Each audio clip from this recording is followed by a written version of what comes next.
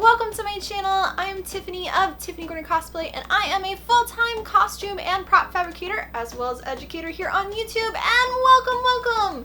On this cosplay tutorial, I'm going to be telling you how I made my Thor hammer, specifically for Jane Foster. And it is made out of EVA foam, CPVC pipes, and I like to be fancy and I added a leather handle. So before we begin, remember to like this video and subscribe to the channel. And for making this hammer, you're going to need 4 and 10mm EVA foam, CPVC pipe size 1 inch, jeweler saw, Sharpies, Costools circle cutter, contact cement glue, X-Acto knife and a cutting mat, Dremel and sanding drums, heat gun, Plasti Dip, airbrush paint, airbrush gun and compressor, masking tape, paint brushes, your sealer. For me, I used leather, but you can also use EVA foam, and safety gear. And let's not forget about a pattern, and I have a 2D pattern available on my website, www.tiffanygordoncosplay.com, or see the link below. For starting off this build, I started with the handle, and for this I got my CPVC pipe, laid it on top of my pattern, and then got the length of the handle plus the hammer head, adding a little bit of extra to the length of it, and then marking it with a Sharpie so I knew where to cut it using my jeweler saw. And for the very bottom of this handle, there is a half round piece, and for this I cut a circle using Costools circle cutter in 10mm EVA foam, and then I rounded it with a sanding drum. Now for the detail parts on the handle, and for this I cut out strips of 4mm EVA foam, 2 that were the width of the full design, and then 4 that were the width of the outer edge parts. And these designs had a fancy like braided shape, and I wasn't going to try to mimic that. So instead I did just 45-degree lines using my wood burner and a flat tip, and just burned it into the EVA foam slightly in the very center of the larger 2 pieces to give this texture. And once that was done, I then applied contact cement glue to the edges of the new texture pieces as well as to the back of the smaller strips, waited for the pieces to fully dry, and then attached the 2 pieces together. And then once that was done, I took them to my workbench, first sanding the edges flat and then rounding just the top part with the small trim. And after that, I used a heat gun and lightly heat treated both the front and the back of these 2 pieces, as well as to the dome circle part.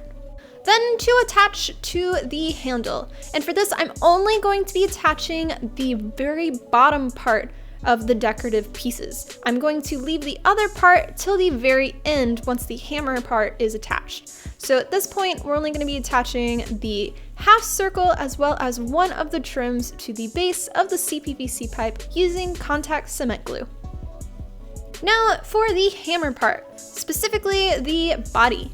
Using my pattern, I traced the rectangular shape onto 6mm EVA foam, and then using a ruler, I drew on where all of the lines were, and cut out using an X-Acto knife.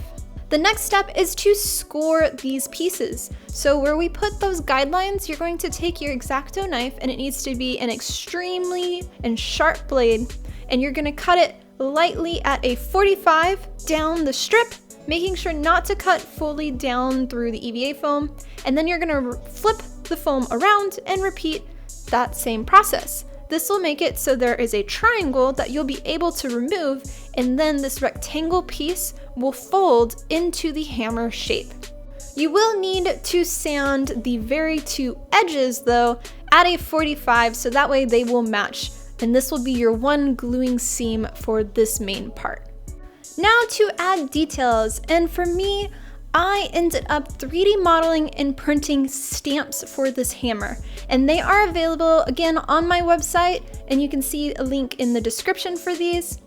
One is specifically for the text about Thor, and then the other one is for the decorative trim. But if you don't want to use those, you can always carve these out of 2mm foam and glue on top, or you can burn it into your foam. It's just gonna take a long time. And for these stamps, I highly recommend testing this on another piece of EVA foam first before doing it on your actual piece, so that way you can figure out what to do and what not to do.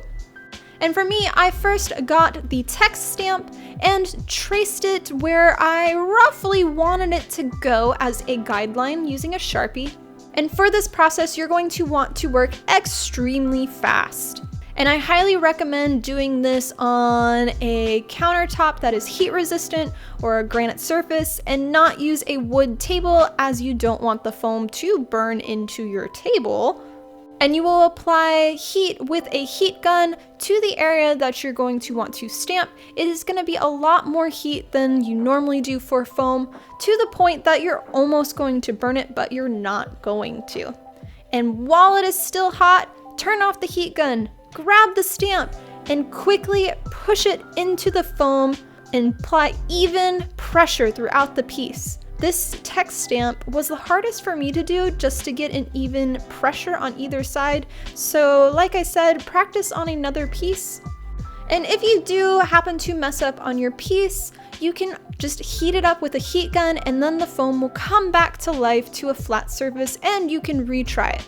But do be warned, if you do it too much, your foam will start to become brittle because it's been heated up way too much.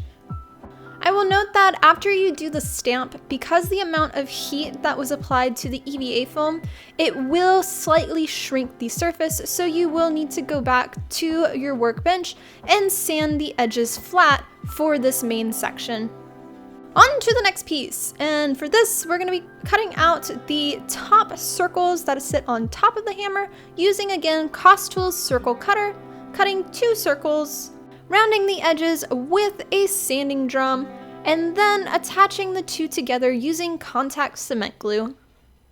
The next step is going to be tracing onto your foam where you want the CPVC pipe to insert into the hammer head. And for this, I did that, used an X-Acto knife to cut it, and then I also traced a circle onto the inside part of the hammer where I wanted the CPVC pipe to touch to. By having this handle go all the way through and touch the top part of the hammer section is going to give it a lot more structural support and make it so it doesn't squish in on itself. I next glued on the top 2 circles we already made, and then applied contact cement glue to all of the inside slit parts that we used, as well as to the CPVC pipe, waited for it to dry. I then inserted the CPVC pipe and then glued the hammer box shape to itself. I'll also note that I added a little bit of foam once the CPVC pipe was in the piece, just so it had a more surface area to attach the pipe to the inside part of the foam. And then sanded where the seam was with a sanding drum, and the base part of the hammer should be done now. Now for the decorative trim section, and for this I cut out the decorative trim as well as the 2 square pieces onto 6mm EVA foam, reminder to mirror the decorative trim part, and did the same process of drawing the lines and scoring out the pieces, removing the foam. I also used decorative stamps that I had made. Again, these are available on my website, doing the same process of heating the foam up with a heat gun, and then while it's still hot, pressing the stamp into the foam to leave the indentation of the piece that I wanted. This part though is a little bit tricky, because going to the next piece after you do your first stamp, you're gonna have to use the same amount of heat with your heat gun, and this will reactivate your stamp you've already made and cause the foam to come back to a flat surface. So you will need to block off the heat using a steel block or some rocks to help control the heat from not hitting that. And if you don't have any of that available, you can also just cut each of these sections and do them individually, and then just glue it all together at the end. You just will have more seams to clean up afterwards. Once that is done, you will want to sand the edges using a sanding drum at a 45-degree angle, and then applying contact cement glue to all of your seam sections. Let it dry and attach it together so you have your square. And then for your rectangle section, I ended up sanding just the edges of the points so that way it was easier to attach. And again, with contact cement glue, attached the square part to the box part. And then just clean up the seam again with a sanding drum. Next, to attach the ends to the main drum, again using contact cement glue.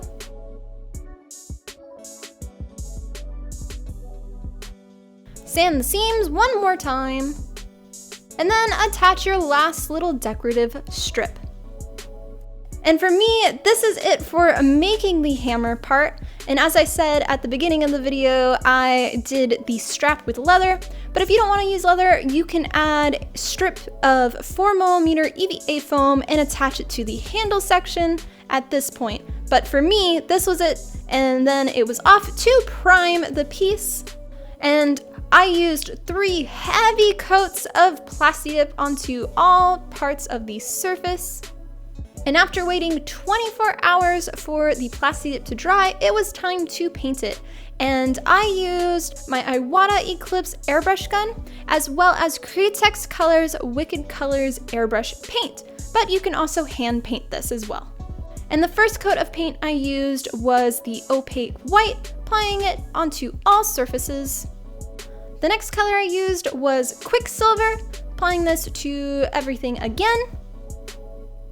And once that coat of paint was dry, I went in with black, applying this in small sections of a time, applying heavy coats, and while it was still wet, got a paper towel and wiped the black away, so this would leave all of the black into the creases and along the edges and make it more look realistic like metal. And I did this process for the entire hammer. And once that was dry, I went back with a little bit more Quicksilver just to give some highlighted areas, and the painting was done. I did feel like I wanted to add a little bit more darkness to certain sections, so I went back with a black Sharpie pen and applied it around all of the edges. This, just for photography reasons, makes all of your pieces pop just that much more, but it's not a step that you have to do. Now to seal all of your paint, and for this I used Createx Colors UVLS Satin, applying a nice even coat throughout the piece using a paintbrush. And you can also use an airbrush gun to apply this, but I prefer to do a paintbrush. And now that the hammer is fully sealed, it is time to do the strap. And for me, I used leather because I used it throughout my Jane Foster Thor cosplay and I wanted it to match. So I first cut a strip of veg tan leather and dyed it to the color that I wanted it, and then applied contact cement glue to the back of the leather as well as to the handle part, waited for them both to dry, and then slowly attached them together.